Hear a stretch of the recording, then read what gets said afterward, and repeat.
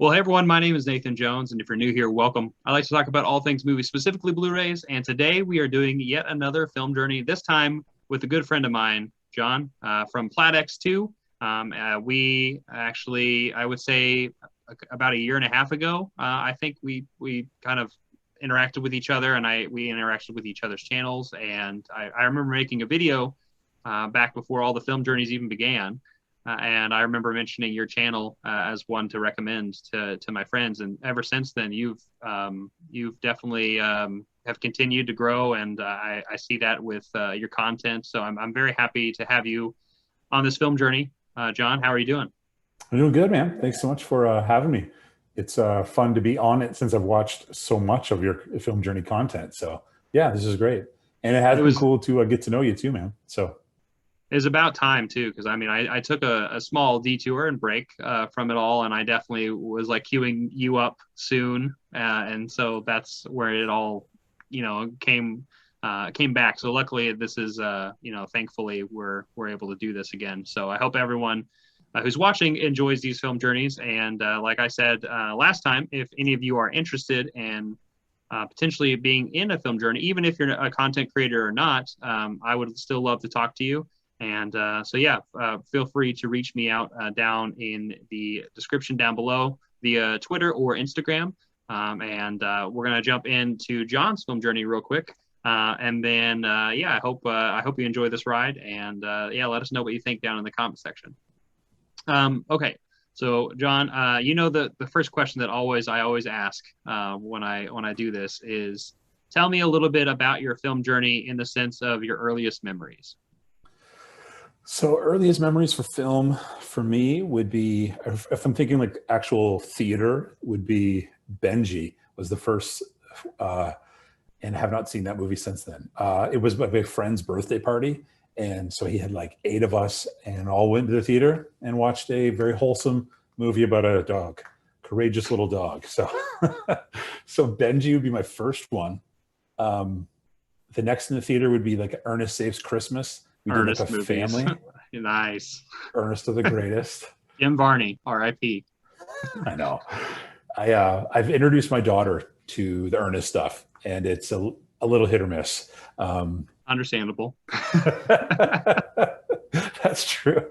So, but for me, Ernest Saves Christmas, even though I saw it in theater as a kid, I watch it every year. I do have it on DVD. I watch it every single year. I love it. And then Pet Sematary is probably my next memory of a film, and that was at a sleepover of the same kid who I went to hang out for a birthday party for Benji. It was now all animal related. Very different. I never even thought of that before. I never put that together. So Pet Sematary, and it utterly terrified me. I was far too young to watch Pet Sematary. I was in elementary school, and I should never have seen it that young. And those would be my earliest memories. So 2 very wholesome ones, and then one not for children. One a little bit more mangly, not so wholesome. And that's when I was younger, I remember somebody uttering Pet Sematary to me. I remember on like a school bus and saying like that's the scariest movie I've seen. And then I talked to my mom and dad about it, and I think at that time I was maybe 5 or 6 years old. And they're like, yeah, that's a scary movie. They watched it in theaters too back when it came out, and they were like, yeah, no, Nathan, you don't need to watch that. So that's my memory with Pet Sematary as like a kid. But ever since then, I could see the through line from Benji to Pet Sematary. Yeah, it was like, what if everything went horribly wrong with Benji? It's Pet Sematary. What if everything went wrong? This is the movie that would happen. Yes, exactly. So I spent a good chunk of that movie with my eyes closed, or looking into the pillow, while the other kids were like engrossed by it, and I was like, "How do I get out of here?" Did you ever hide behind couches? I did that. No, I was face buried in this one. Face buried, like, nope, I can't see this. Mm-hmm. I always did the hands in front of my eyes anytime I watched a scary movie. And I hid behind couches when I went over to some friends' houses. I remember that. But man, that's amazing. How long ago that was? And elementary school for me. Those are all elementary school movies. What about at home? Like obviously you said some sleepover and some theater experiences. Did you have any early memories at home with any VHSs or any like daytime TV? I honestly don't remember. It wasn't like a big thing in our home to watch movies and television. My brother and we grew up playing just so much sports that I did that until I was unconscious at nighttime. So it was just wake up in the morning, sports till I'm asleep. The only films I remember, I do remember when The Simpsons came out and how my parents were like, it's kind of a bad attitude he has on the show. I don't know if you can watch this. Finally able to watch that. But the VHS, the only one I remember owning was the first Ninja Turtles movie. Nice. Yeah, I remember that glowing green case sitting on the shelf. My brother and I have that thing memorized. We still quote it at each other when like we're saying goodbye on the phone. We'll like say something stupid from that movie. So it's give me 3 or something ridiculous. So it's still in my brain. I bought it on Blu-ray. I do watch it every few years. That would be the only one I remember owning, but I did have all of the original Star Wars and Indiana Jones films on VHS that we recorded from the television. So we'd have to fast forward all the commercials. So that's how I watched those films. And I probably didn't have them all. So I wouldn't have connected everything. It would have been like, oh, here's an interesting, fun movie. And here's one. And the storyline, I would never have known, but I did watch it. Now that you bring that up, I don't think we've mentioned on Film Journey about like fast forwarding through recorded commercials, because that's a whole thing on itself. And like looking at that time period now, like I don't have a VHS player with me, but I know my dad has some VHSs still with probably some of that stuff left. I'd be very curious to see what some of those commercials were from that time period. That'd be amazing to watch some of those. So for me, it would have been like 80s commercials, which I would love to watch 80s commercials. Oh, I mean, 80s and 90s had so much energy when it comes to like the marketing side of things. They were like, this is the most bizarre, crazy, like honestly, for a lack of a better term, it seems very coked out. Just about the different things that they're trying to market to people and the children, especially with toys and franchises and stuff. Oh yeah, Saturday morning commercials was just everything was high octane, kids toys, everything exploding, color, and He-Man toys, GI Joe toys. What is it? Thundercats. Yeah, like I see those colors and it's the slash of the cartoon cut with these kids playing with these action figures. Yeah. So yeah, Saturday morning, I guess. Yeah, that's would have been watching all that stuff. And my parents probably would have been fast forwarding the commercials for the movies because it was all adult commercials because they would have been recording them from nighttime. So right. Yeah. So when did you notice like in adolescence or like teenage years, when you started paying a little bit more attention to movies? Was it a little bit after your sports world, or was it kind of during that whole time?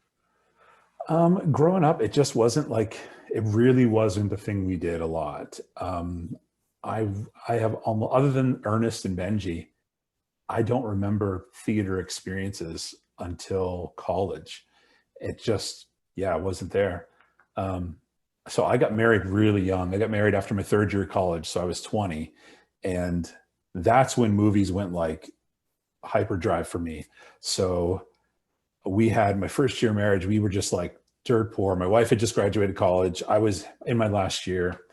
I was selling my CD collection for groceries sometimes. Like we had nothing, but we had borrowed a VHS copy of Dumb and Dumber from my father-in-law. And we watched that every day almost.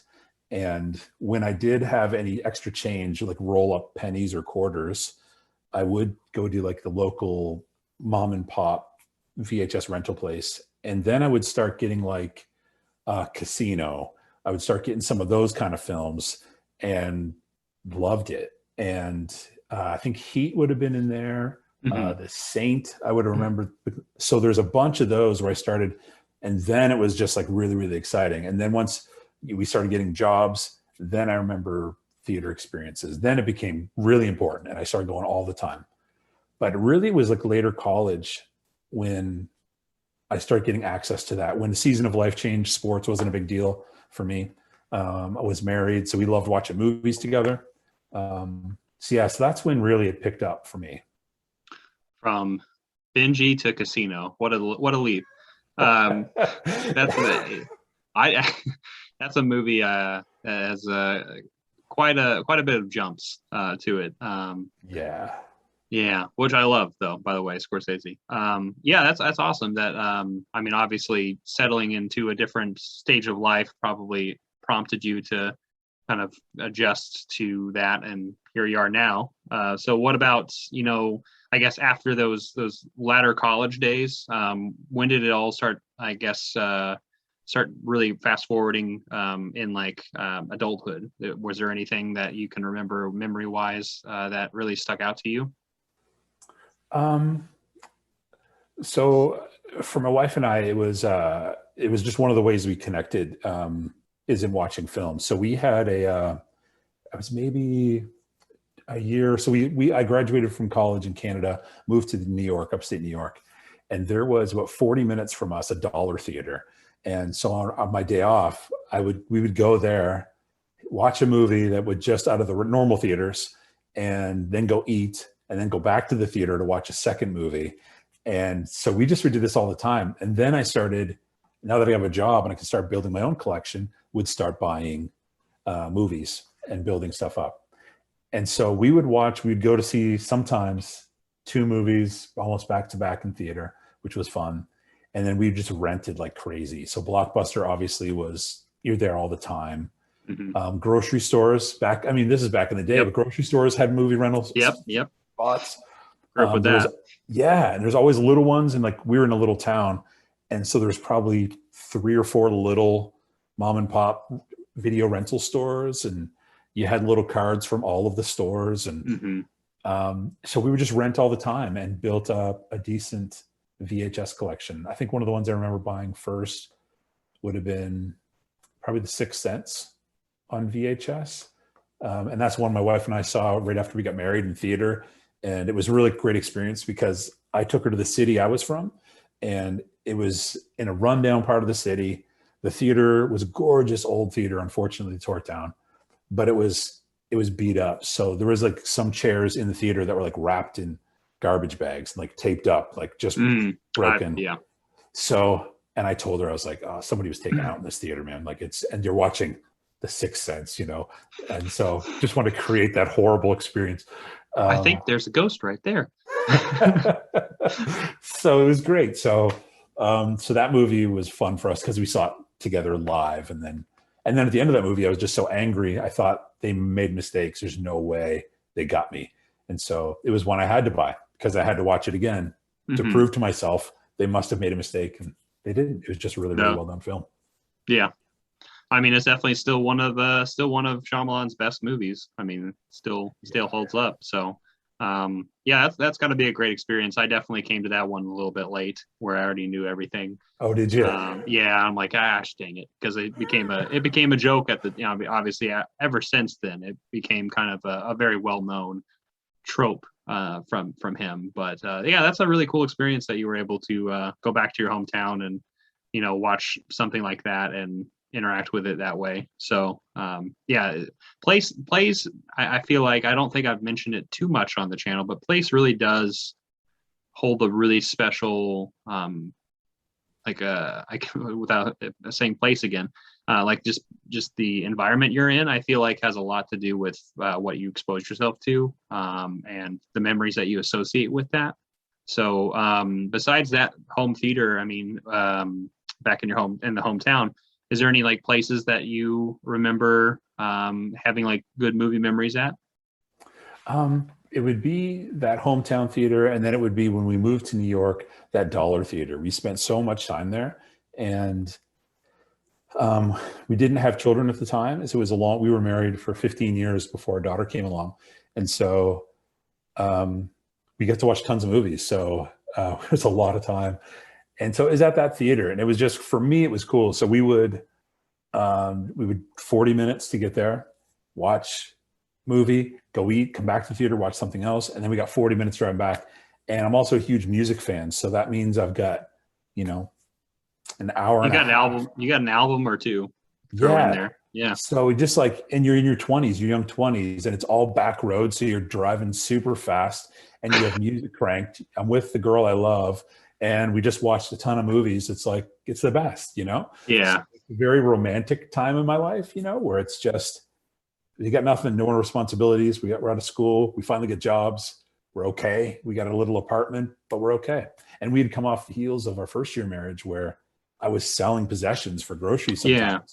And now we have steady jobs. We're not living it up. We're still laundromatting it and still paying off student loans for 10 years and all that stuff.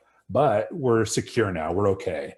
And we get to watch movies and drive back roads, listening to music. And so it's a very romanticized period of time for us that we laugh about and like to talk about still. So you, it's like, you tell your kid that, you know, it's like about this time period.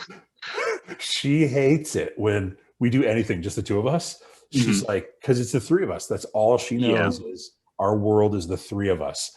So when she goes to school, it was hilarious. The first time she went to school and she came home, she asked, it was my day off because she knows Friday is my day off. So she's like, did you guys do anything without me? And we're like, yeah. We went out to eat and we went a little shopping. Oh, no. And destroyed her world. She's like, you did something without me? And I was like, there was 15 years before you where we did stuff without you, you know? So sometimes we need that, but we won't tell you that. So it was like, yeah, because we dated for 3 years. So we were together 18 years before my daughter came along. And so, yeah, it's funny in her world. There's no other. So, yeah. So we do tell her once in a while, but my daughter loves movies. So because she knows I love them. So I've helped her build a sizable little kids collection, and she and I just love watching them together too. So that's been really neat to transition to now with my daughter, because my wife and I love it, and so does my daughter. So it's fun. Now that you have her, I mean, do you have any special memories associated with your daughter that you have with certain movies? Yeah. So the first movie she loved was what's the movie? It's a cartoon. It's a Christmas one. I forget the guy's name. He's an elf, and he's is it Arthur Christmas. Okay, gotcha. So that's the first one she loved. For whatever reason, she went bananas over it. So I have it in her collection because she loves it. But then the next one, it was really cool. I bought Inside Out when that one came out. I just moved. We had lived in the US for 14 years. We moved back to Canada. My family, where I'd lived in New York, became home for me. I had actual family move there, and just my friends who I met right out of college became my family. And when we moved back to Canada, for me personally, it was really difficult. Work was stressful and awful. And not the work, it was awful for me in losing everything. The place where I worked, I loved the people where I got to be, and that was amazing. But I was missing, it was awful in that we were about to have our daughter, and my family back in New York, I don't have any of them around me anymore. So new city, new job, new season of life, and your support system is gone. So that was difficult. So we watched Inside Out. And have you seen Inside Out? Oh yeah, of course. So Riley, all she wants to do is go home. So I'm watching this, holding my daughter. I'm sobbing. I'm like, I just want to go home. You know, and when she comes back from trying to get on the bus, gets back home through the door. So that's actually it's a cool memory with that movie. It's not painful, but it's emotional because I'm like, right. I related to it personally. And then the third one I would say is the live action Aladdin. I'm not into that movie, but my daughter, that was her introduction to Aladdin. And I want her to love Robin Williams, but she's into Will Smith. Yeah.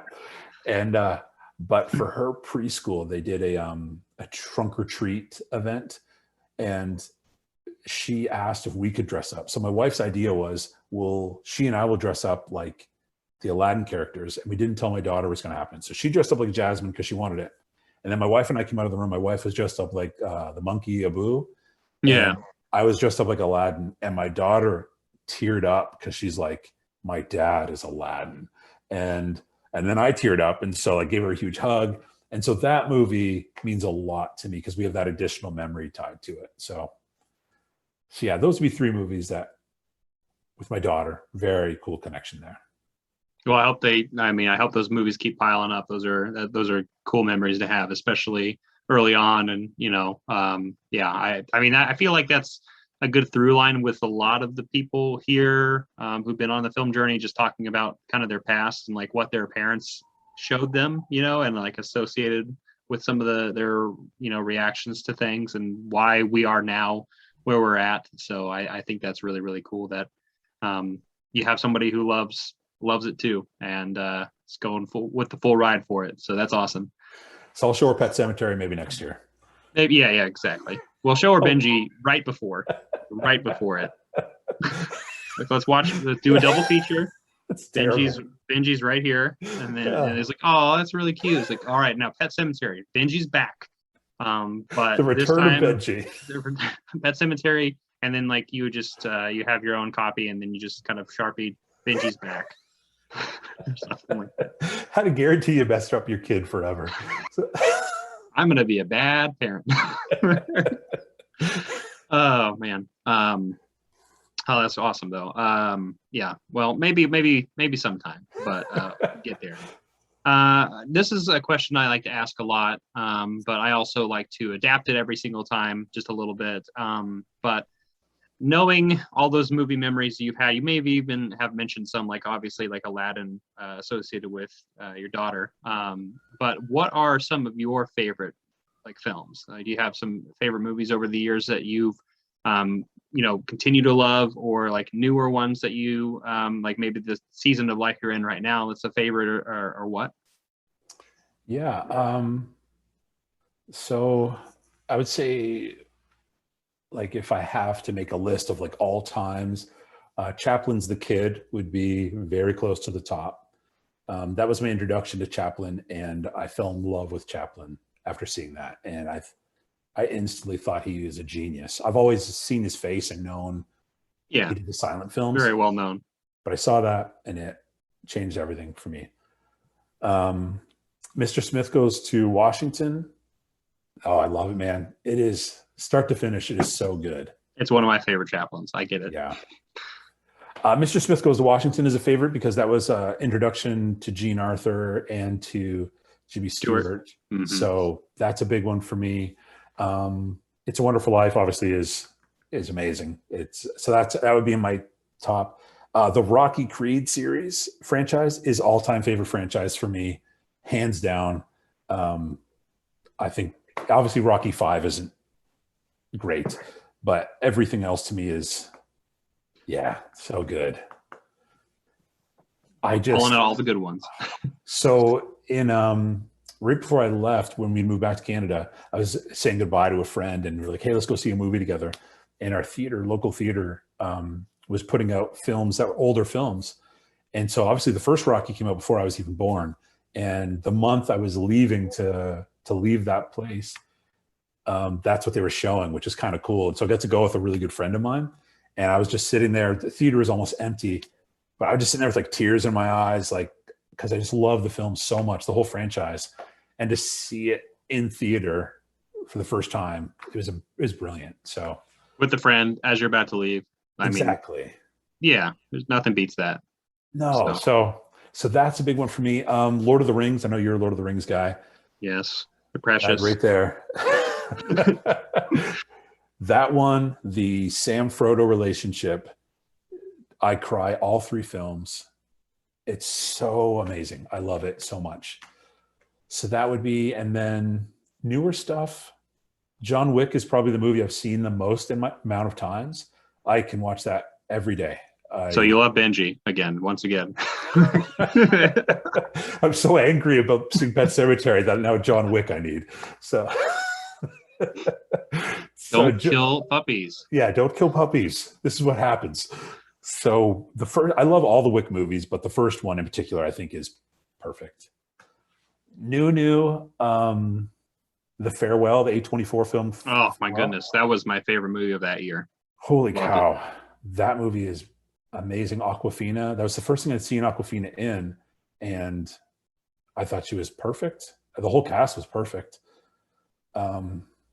This week I saw Our Friend. Have you seen that? I haven't, but I've heard of it. So I don't sleep great and I woke up at 3 a.m., couldn't sleep, and I downloaded it onto my phone off Amazon Prime. And so I just like propped it up and put my headphones on, and I started watching it, and I think I cried 80% of the movie. Like had to get up twice because it was just like snot and tears all over, and trying not to wake my wife up, just sobbing over here on the other side of the bed. That film is unbelievable. I highly recommend it. And it is so human and beautiful and heartbreaking. And yeah, that instantly, like I have to own it. Unfortunately, it only has a DVD release, but it's going to be for sure in the collection at some point. Did you so is it on Prime though? Like yes. I can just probably watch it there.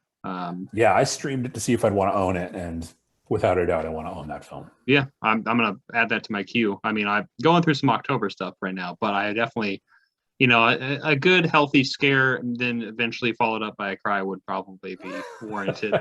So see, I'd be crying in the scare movies in addition to this one. So I see. Another Pet Cemetery thing. Yeah. Yeah. Well, I'm looking forward to that because I guess this would segue into like what are some current watches that you've been watching just as of recently. Our friend would be the most recent. A couple weekends ago, at a yard sale, I found Popeye 1938 to 1940 shorts, and so I was watching that the other day, folding laundry, and that's just like, to me, it's just like great. It's just fun. Yeah. To watch that stuff. Wimpy is a character I used to aspire to because I used to eat burgers every single day. Really? And I would always, say like, I'd gladly pay you Tuesday for a hamburger today. Yeah. So Popeye the Sailor, watch that one. A friend on Instagram sent me Canadian Bacon with John Candy. I haven't seen that one. So as a Canadian who's lived almost half his life in America, I had to watch this one. And because America is looking to bomb Canada, to destroy Canada, and it's this back and forth, because he did that. Yeah, so it's a ridiculous comedy packed with people that we all know and love. So that one was on there, and then I saw Changeling this last week for the first time. Ooh, I just talked about that. So okay, I haven't seen it yet. I've never seen it either. So yeah, I don't know anything about it. George C. Scott, that's all I know. So Changeling, I got sent to me from a friend, Mr. Nichols sent it to me, and at no point, I do sometimes grab my phone and just scroll Instagram or something while watching a film. Yeah. I didn't do anything during that film. I was in the film the whole time. It's great. I'm going to have to put that in the movie room. Yeah. That one. Yeah, it was very good. Those are the 4 most recent that I've seen. Yeah. That's a good mix. Popeye, Canadian Bacon, and Changeling. I love it. I love the diversity too. Like that runs the whole gamut of emotions too. Like you got your nostalgic cartoons all the way up to like the time they're like, I can get scared, but also I can cry. Yes. Yeah. I love it. And also laugh. Yeah. We didn't talk about that because I've been wanting to watch more comedies as of late too, just kind of laid back films. I just want to laugh, Yeah. We need to do that. Yeah, I think just in the world we live in, it's important to do that.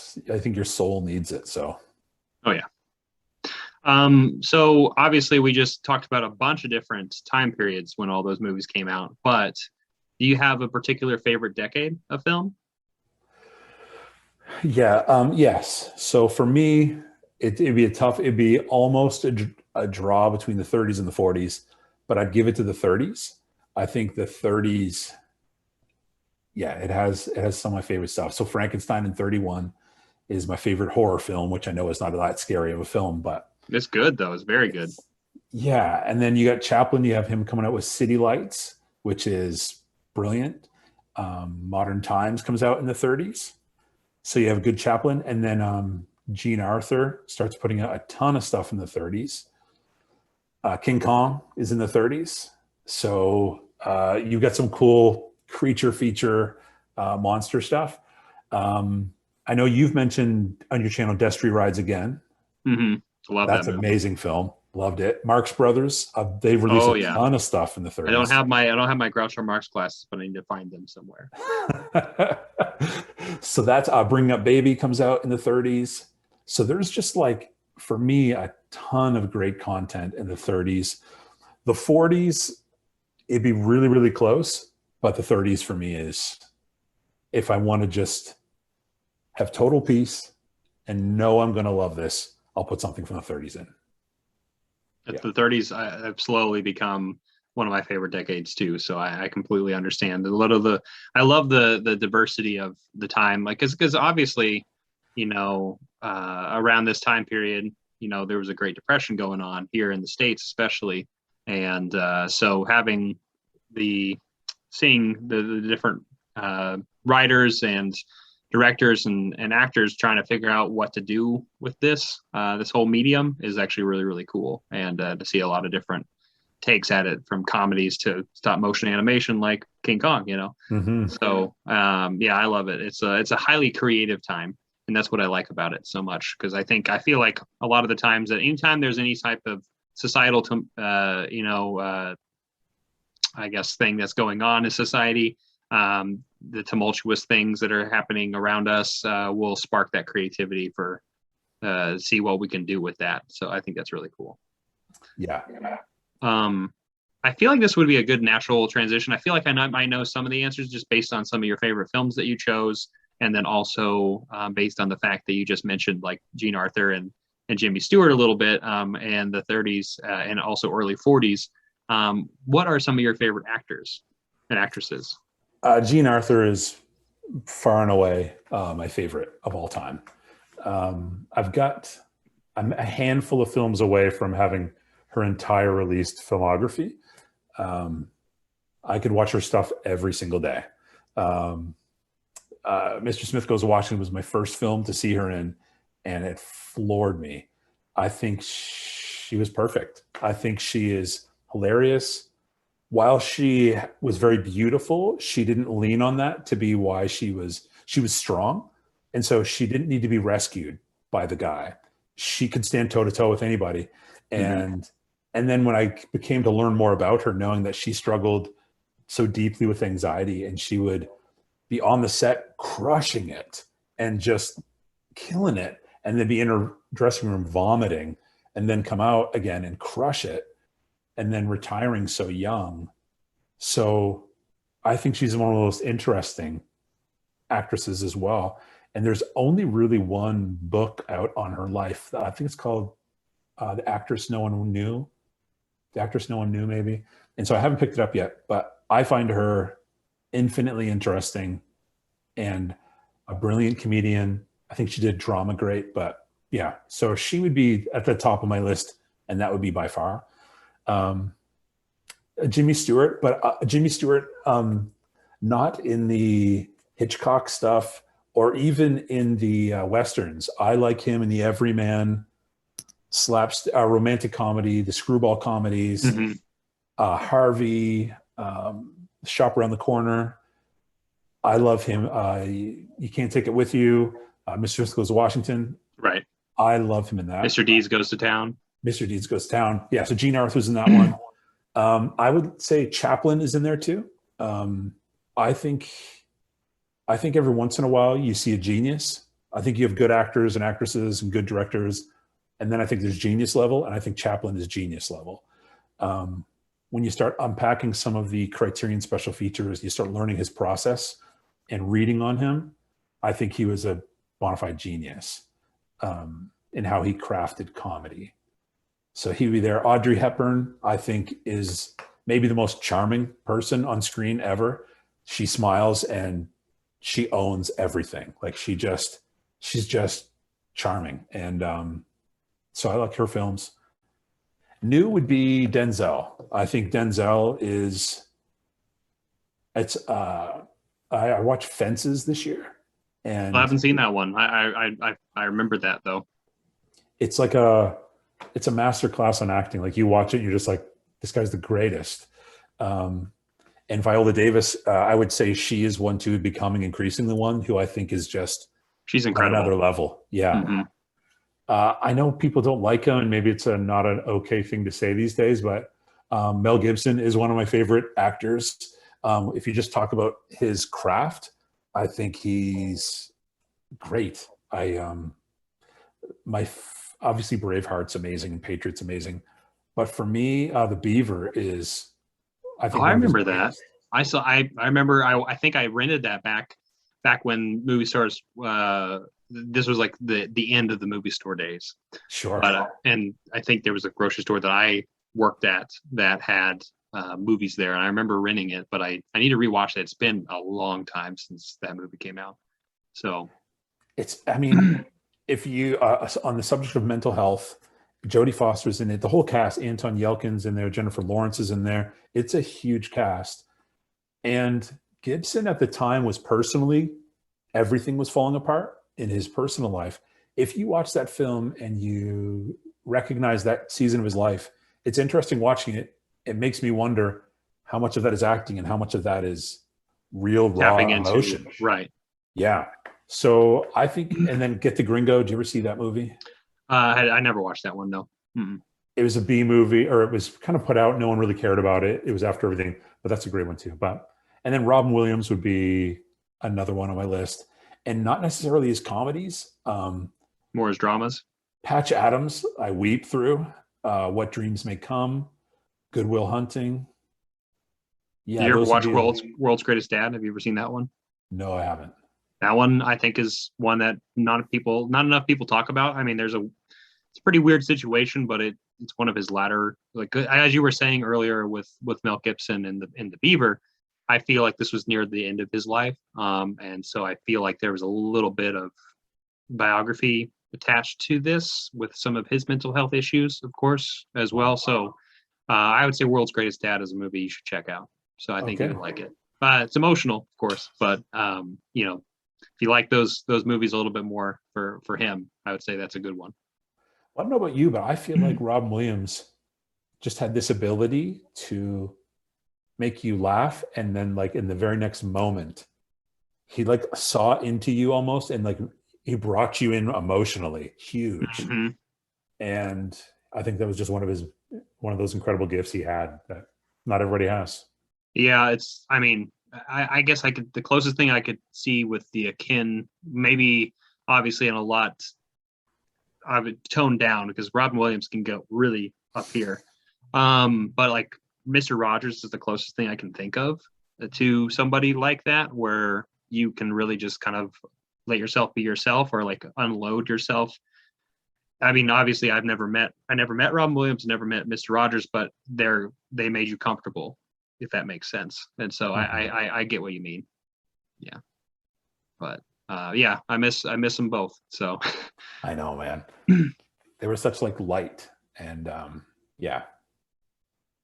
But I guess thinking about all those those incredible people, thinking about filmmakers too. What I like to ask the question: if you could ever be in any one filmmaker's movies, like who would it be, and like what would you want to do with that director? That is such an interesting question. I would say for more modern director, and I don't have much of his stuff, and I don't necessarily feel like I want to buy it all, but I find him to be the most visually compelling, is Tim Burton.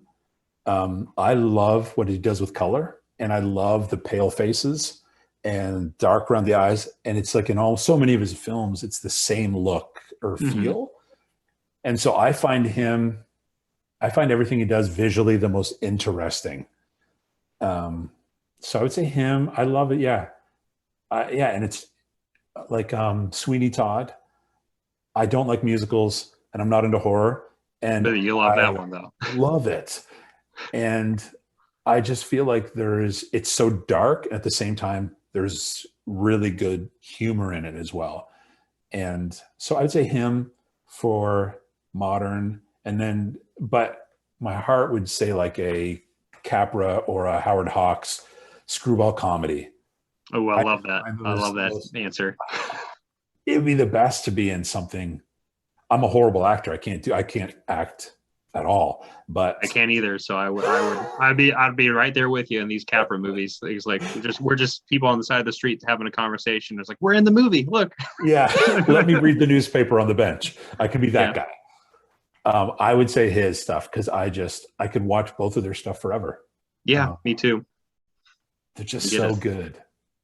And I've only been recently really discovering the Frank Capra and the Howard Hawks movies. I mean, I watched obviously like It's a Wonderful Life, a million times growing up and stuff, and I still love that movie. And but like I just watched Mr. D Goes to Town and Mr. Smith Goes to Washington probably a few years ago for the first time, which is not that long ago. But like I loved them, like they were. I'm like, how in the world could you not love these movies? Like, really? So I completely get it. That's the Capra side. But the Howard Hawks, it's like I'm big on like Red River. Like if we're talking a Western, I can watch The Thing from Another World. But like you said, the comedies too. Like you can really touch it. Anything that he really put out, like you can enjoy in some kind of capacity. So Yeah, and it was funny. It's like the fast-paced conversations, the dialogue, and and then just the time period. And I know it's overly romanticized. Like sure. when I watch movies, I also do like hit Wikipedia and like learn everything about all of the main actors and actresses and the director. And a lot of them, their lives are falling apart. Like it's not as beautiful as the screen is. Oh yeah. So I know there is a romanticized view of that time period that I have. But there is an escapism in watching those films that I'll fully admit to, but I love them. Yeah. Well, I mean, those time periods were not even just in their lives, just like in the world, in like the grand scheme of the world when things were going on. Because you mentioned the 30s, like depression, and then in the early 40s there was a world war, Yeah. and so there's clearly all these big things happening around these time periods, and even in the latter part of like Hawks and Capra, where we're going into the 50s, like there was still stuff going on. Like it was like the beginnings of Cold War, and Korea, and there was a landscape that was changing with society, and but yeah, I mean, it's just really interesting. I think that's another reason why I think we like these time periods, is because I think secretly all the people who are watching this right now and all the people who've been in film journeys are like a lover of history as well. And because we love seeing these different movies, and like always we can tap in kind of to the time period that these came out in, we're just fascinated by that because we weren't around for that time period. Some of us maybe were for like the 80s and these slasher movies that they grew up with and whatnot, but we are tapping into those times through some kind of means, in some kind of way we're doing it. And it's just it can be for escapism, it could be for whatever, but I don't know, it's a never ending journey. I love it. It is. My wife and I do like watching television, older television. So I bought I Love Lucy, the first season, and it was this Blu-ray set, and I think I got it at like Big Lots, and it comes with 2 sets. So it's the edited season 1 and the unedited season 1, and there's like a warning on the unedited season 1. And so I was like, well, of course I'm watching the unedited one. Yeah. And it's packed full of commercials on smoking and doctors. Oh. And doctors getting up going, these are the healthiest ones for you. And they're sucking on them and they're giving their stamp of approval. And it is true. Like my wife and I were like shocked. We're like, this is unbelievable. Can you believe that this was on television? And so you're right. It is, as history-wise, to look back and go, this is what the world was like. I found at a thrift store, Welcome Back, Kotter, the entire series. I'd never seen a single episode, but I was looking at it and the dates were when my mom and dad were dating and just before I was born. And I was like, whether I like the show or not, I want to know what the world was like when my mom and dad were dating, and the clothes and the cultural references. And so I was watching it, and I do like the show, but I was also going, wow, this was what was influencing my mom and dad at that time. So yeah, you're right. There is absolutely a history part of this too. Yeah, and I think that's the thing that because a lot of the people who watch this know that I teach. And so I also talk to my students a lot. They're all early college age students, and they sometimes ask me, because they know I'm a big movie guy, what I'm watching and whatnot. And I try not to give them the, like, it's like I'm watching this obscure movie from this one time period or whatever. But I have this weird passion for, it's like, well, it's really cool, like, to know about this particular movie that I'm watching because of this time period. And like, it's just really cool to kind of go to this other world or other place and time and saying, like, look how different it is now. And I don't know, it's always cool to compare and contrast that. So yeah. What is your favorite decade? Whew, that's difficult. Nobody's asking me. I'm asking the questions here. Well, you know what? On the I had a good laugh on the 5 episode that you did.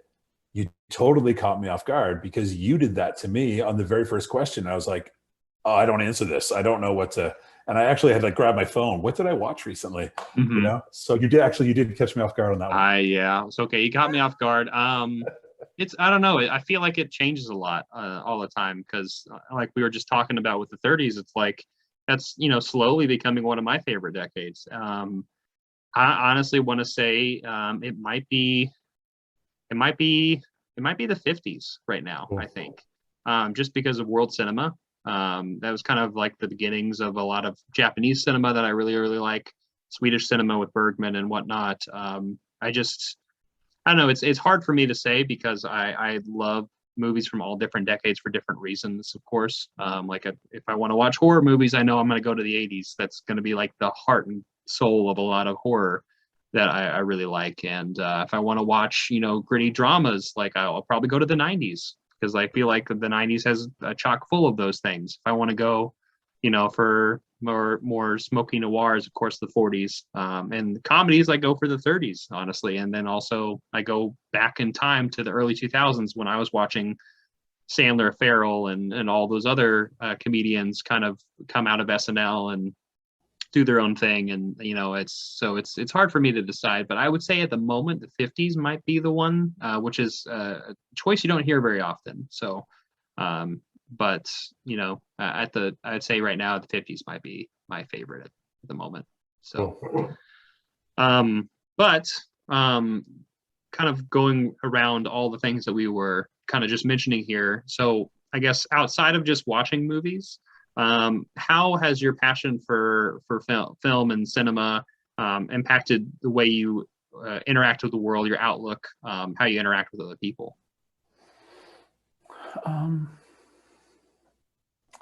I think by nature, I'm a storyteller. I do like to tell stories. And I find that in being a fan of cinema, it expands your understanding of the world. It expands your vision of what could be, other people's ideas. And it gives you great stories to tell. Illustrations, when you're just talking to people and you're trying to highlight something, you're like, well, this one thing, and you pull it. I would say it's helped me with that. And I would say in particular, my passion for film has expanded my community. It's given me community where I didn't have any. So I grew up playing sports, and all of my best friends were all together all the time playing sports in that season of life. And then in my 20s, I played in a band, and we wrote together, we toured together, we recorded together. And so my passion for music is with my best friends, and we're all together. And then that season of life changed. And so in this season of life, where movies is the thing that I'm doing the most, and started a year and a half ago on YouTube, I don't have those people in my life to do this with. And so it's kind of the first season where the thing that I love, I'm most passionate about, I don't have those people to do it with. And so my passion for film has really opened up my community, and especially on this YouTube thing, where like people like yourself, I'm like, my wife teases me about my internet friends or my YouTube friends, because for their world, none of you are real. But right. For my world, it's all real. And, but I have these people who I like yourself. I can mention Gene Arthur, and you rattle off 5 films that are great. Mm-hmm. There's no one else in my universe that I can do that with. You know what I mean? So, so passion for film has expanded my community. And I started my channel 2 months after the pandemic hit, where you're not allowed to even see anyone or be with anyone. So all that community is taken away, and I have this passion for film, and coming on here on YouTube, my love for film has given me new community in life. And while I can't go grab coffee with you and talk film tomorrow, we can do this soon. Yeah. Or with Stephanie, or with Joe and Marie. Like, there's all these people now who I'm having conversations with all the time, and it's so fun. And it's just giving me community where I didn't have it around a passion I have. So. Well, I'd say I'd echo those sentiments, and I'm looking forward to that coffee sometime There you soon.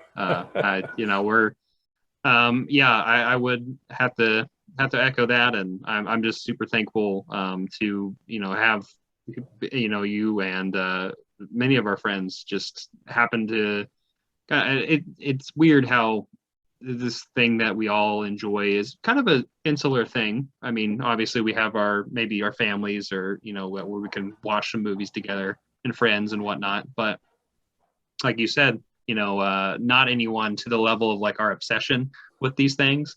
And so we're all obsessed with these things, and so we're able to chat with each other and talk about these things with each other, and it makes it to where like, hey, we're not crazy because we love all this stuff, right? Like, and we have other friends who are like, oh yeah, no, like I'm crazy too. It's like, okay, cool. Yes. Do you have any other final thoughts for the people at home watching this? I would say watch as much of Jean Arthur as you can. She is the greatest. And I think not everybody loves black and white film, and film from that decade, or those decades. But I think, so I would say do that. And I would also say, if someone's watching who is a huge fan of film, and who is not feeling like they have people to connect with, that on Instagram and YouTube, there really is really genuine community that they can be a part of. And it might take some courage to step into it, but once you do, it's just like such a welcoming place, and people from all different backgrounds coming together, but having with a shared passion for film. And it's very, very welcoming. I'd have to agree with that and echo it as well. If anyone is able to reach out, like I was saying at the beginning, at the top of the show, if you feel comfortable reaching out, even just to talk, it doesn't even have to do a video like this, but just to talk about things like, the door's always welcome for just having a conversation. And I think that's really, really welcoming about this community for sure. So, where can everyone find you, John? On Instagram, it's just Plaidx2 at Plaidx2, and same thing on YouTube. Both under the same name. And video stuff is sporadic. It's maybe once a week, twice a week. I did one personal challenge for 30 and 30, and that was a great creative challenge. And I might do it once a year, but it was exhausting. Yes, sounds exhausting. Just but hearing it. But it was fun creatively to try it. And so on those two places, and I'm fairly active on both. So I can agree with that. He is very active on both. We communicate all the time. I love John's channel. He's got an excellent series himself. That is like a really awesome cousin, close to related to what we're doing right here, called The Five. If anyone needs to check that out, some more long form conversations that are incredible with awesome people, I highly recommend it. I bet when this is out, we had a conversation. I bet that's out as well. Mm-hmm. But I'm very happy to talk to you again. This has been a lot of fun, and let's do this more often. Yeah, man. Thank you so much. I really genuinely appreciate it. This has been a lot of fun. Yeah. So to everyone watching at home, I want to say thank you so much for checking out this awesome film journey with John, and I hope that you can follow him on Instagram and also on YouTube. And make sure to comment in the comment section down below if you had any answers to those questions I asked, or any of those memories that like sparked stuff in your minds, like, oh, I used to fast forward through those commercials all the time. Or tell us about the craziest commercial that you found, if you ever pop into VHS with those 6 hours of tape time, right? But thank thanks once again, John, for joining on the film journey. I much appreciate your time, and as always, you're an incredible guest. Cool, man. Thanks so much. Really appreciate it. Well, thank you everyone so much. Like I said, make sure to like this video, comment down below, share, hit the notification bell, and subscribe, and we'll see you next time. I'm not jonesing around.